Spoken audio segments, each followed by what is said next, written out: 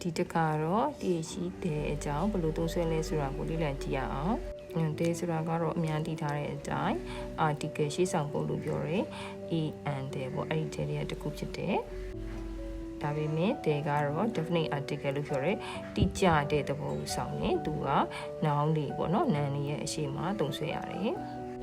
တဲကိုသုံးဆွဲရတဲ့အခြေအနေတွေကြည့်ရအောင် number 1ကတော့ mention before အရှိမဖော်ပြပြီးသားအကြောင်းအရာ noun ကိုပြန်လည်ပြီးတော့ဒုတိယတစ်ချိန်နောက်ထပ်အခြေအနေဒီမှာထပ်သုံးဆွဲမယ်ဆိုရင်နောက်အဲ့ဒီ noun ရဲ့အရှိမတဲနဲ့သုံးဆွဲရတယ် example sentence တွေကြည့်ရအောင် I bought a book the book is very interesting အဲ့တော့ကျွန်တော်စာအုပ်တအုပ်ဝယ်တယ်ပထမဆုံးချိန်သုံးဆွဲတော့ကတော့ article a နဲ့အရှိမသုံးဆွဲပေးထားတဲ့ a book ဆိုပြီးသုံးဆွဲထားတယ်အဲ့ဒီစာအုပ်လို့ထပ်ပြီးပြောတဲ့အခါမှာအရင်တစ်ခါပေါ်ပြပြီးသားဖြစ်ပြီးဆိုရင်နောက်တစ်ခါသုံးဆွဲတဲ့အခါမှာ book ရဲ့အရှိမ article ကဘယ်လို့ပြောင်းသွားမှာဖြစ်ပါတယ်အဲ့တော့အရှိရပြောထားတဲ့ဝယ်ထားတဲ့စာအုပ်လို့မြင်ဆိုချင်တာဖြစ်တဲ့အတွက် the book ဆိုပြောင်းသုံးတယ်အဲ့တော့ the book is very interesting လို့သုံးတယ်နောက်တစ် example sentence ကြည့်ရအောင် I saw a cat was sleeping နော်ကြောင်တကောင်တွေ့တယ်အဲ့ကြောင်ကအိမ်နေတယ် I found a bag the bag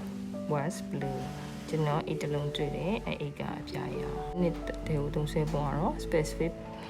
person or thing အဲ့တော့တိကျတဲ့လူတို့မို့အရာဝတ္ထုတွေရဲ့ရှေ့မှာတဲ့ကိုသုံးဆွဲရတယ်။ဟိုကကျတော့ပထမအကြိမ်သုံးဆွဲတော့က e or n ကိုနောက်ရှေ့မှာသုံးဆွဲတယ်ဒုတိယအကြိမ်သုံးဆွဲမှာတဲ့လို့သုံးတယ်လို့ပြောထားခဲ့တယ်။ဒါပေမဲ့ဒီတစ်ခါကျလို့ရှိရင်ရှေ့ရ sentence မှာ ed n ဒီတစ်ခါမသုံးတော့ဘူး။သူကဘာလဲဆိုတော့စကားပြောတဲ့သူနဲ့နားထောင်တဲ့သူဒီတစ်ခါတည်းနဲ့ဒီအကြောင်းအရာကိုauto တည်နေပြီးသားဖြစ်နေတယ်ဆိုလို့ရှိရင်တစ်ခါတည်းနဲ့တဲ့ကိုတန်းသုံးတဲ့အခြေအနေဖြစ်ပါတယ်။ဒီစက်မဲ့ကြည့်ရအောင် please close the door တကားကိုပိတ်ပေးပါလားခင်ဗျာကျေးဇူးပြုပြီးတကားကိုပိတ်ပေးပါခင်ဗျာလို့ပြောတဲ့အခါမှာဒီတကားဒီစကားပြောတဲ့သူနဲ့နားထောင်တဲ့သူဒီအခန်းထဲမှာရှိတဲ့အခါမှာညောင်စလုံးဒီတကားကိုမြင်တွေ့ပြီးသားအခြေအနေမျိုးဖြစ်နေတဲ့အတွက်ကြောင့်တီးပြီးသားဖြစ်တဲ့ဆိုရင်တိကျတဲ့တဲ့ပုံနဲ့တခါလေးတန်းပြီးတော့ the door လို့သုံးဆွဲပါတယ်Where is the teacher ဆရာမဘယ်မှာလဲအဲ့တော့ဆရာမလို့ပြောတဲ့အခါမှာပြောကြတဲ့နှစ်ဦးဒီဆရာမဒီပဲဆရာမလဲဆိုတာတီးပြီးသားဖြစ်နေတဲ့အခြေအနေဖြစ်ပါတယ် I left my key on the table ကျွန်တော်ရဲ့တော့ကိုစပွဲပေါ်မှာထားခဲ့တယ်နံပါတ်3သုံးဆွဲပုံကတော့ one and only ကဘာပေါ်မှာတစ်ခုတည်းသာရှိသောအရာတွေစစ်ကြောလာတွေမှာရှိတစ်ခုတည်းသာရှိသောအကြောင်းအရာတွေသုံးဆွဲတဲ့အခါမှာတင်နဲ့ပဲသုံးဆွဲပါတယ် The sun rises in the east နေကအရှိဘက်ကထွက်တယ်နေကစကြောလာဒီကမှာတစ်ခုတည်းရှိနေပါတယ်အဲ့တော့ the sun လို့ပါတယ် The moon is bright tonight ဒီညလာကတာတယ် The moon ကလည်းတစ်ခုတည်းရှိသောအရာဖြစ်ပါတယ် The earth goes round the sun ကဘာကနေကိုတက်ပတ်ပါတယ်ကဘာကလည်းတစ်ခုတည်းတော့ရှိတယ်စကြောလာတွေမှာတစ်ခုတည်းရှိသောအရာဖြစ်ပါတယ်အမလေးသုံးဆွဲပုံကတော့ with superlative အဲ့တော့ adjective ဖြစ်တဲ့နာမဝိသေသနမှာအမြင့်ဆုံးဒီဂရီကိုပေါ်ပြတယ်ဒီနာမဝိသေသနရင်းနဲ့သုံးဆွဲတဲ့အခါမှာအဲ့ဒီအမြင့်ဆုံးနာမဝိသေသနရင်းအရှိမထည့်သုံးဆွဲရပါတယ် She is the tallest girl in the class သူမကအတန်းထဲမှာအရင်ရှိဆုံးမိန်းကလေးဖြစ်တယ်အဲ့တော့ the tallest ဖြစ်ပါတယ်အဲ့တော့ tallest ကအမြင့်ဆုံးဒီဂရီအရှိဆုံးဆိုတဲ့ဟာ adjective ဖြစ်ပါတယ်အဲ့ဒီအရှိမထည့်နဲ့သုံးဆွဲရပါတယ်This is the best movie I have seen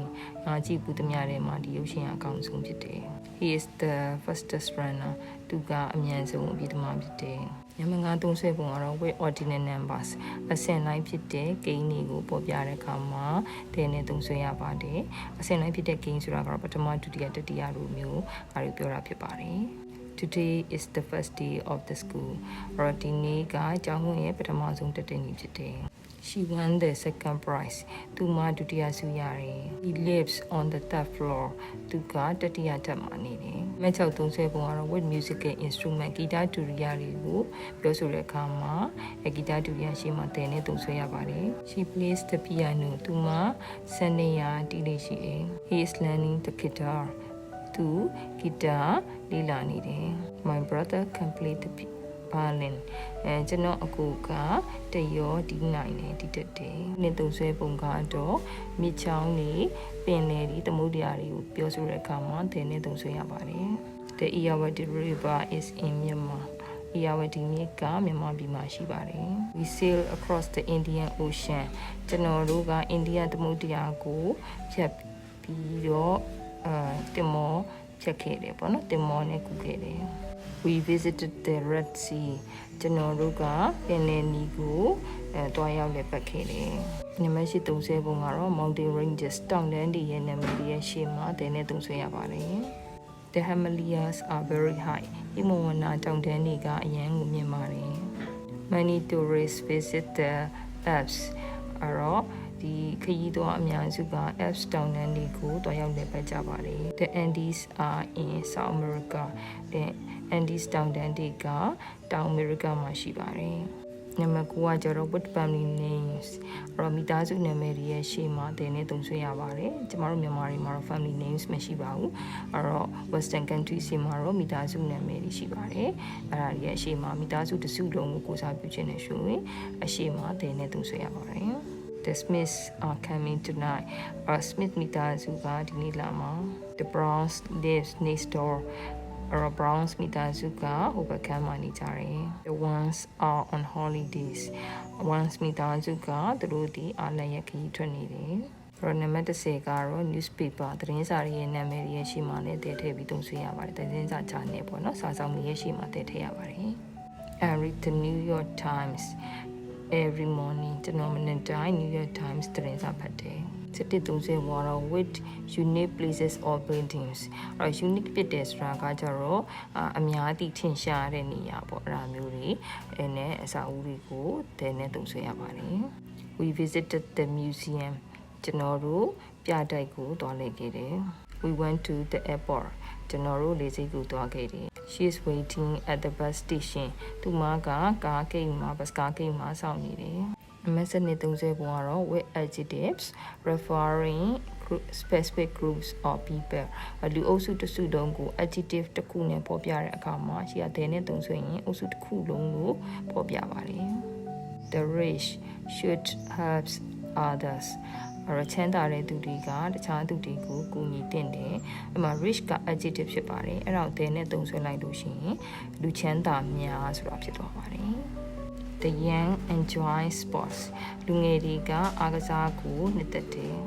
We should care for the elderly ကျွန်တော်တို့ကတက်ကြီးရွယ်ဦးတွေကိုယူဆိုင်ဆောင်ရှောက်တင်တယ် The elderly ဆိုတဲ့တက်ကြီးရွယ်ဦးဖြစ်ပါတယ် The elderly ဆိုတဲ့တက်ကြီးရွယ်ဦးများ